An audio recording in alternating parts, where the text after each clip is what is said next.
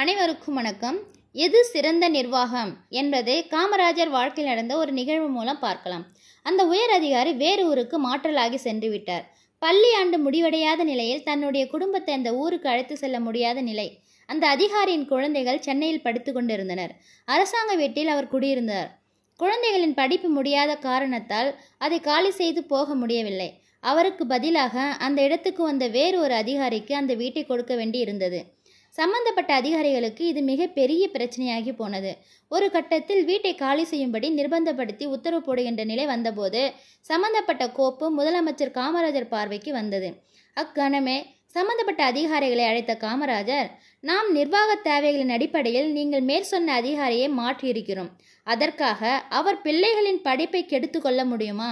இந்த வருஷம் கடைசி வரையில் அந்த வீடு அவரிடத்திலேயே இருக்கட்டும். புதிதாக வந்த அதிகாரிக்கு ரெண்ட் கண்ட்ரோல் வீடு ஒன்றை ஏற்பாடு செய்து கொடுத்து விடுங்கள். வெறும் சட்டத்தை மட்டும் பார்க்க வேண்டாம். யாருக்கும் பாதகம் ஏற்படாமல் சட்டத்தை பயன்படுத்துவது சிறந்த நிர்வாகம் என்று தெளிவுபடுத்தினார். நன்றி, வணக்கம். தொடரும்.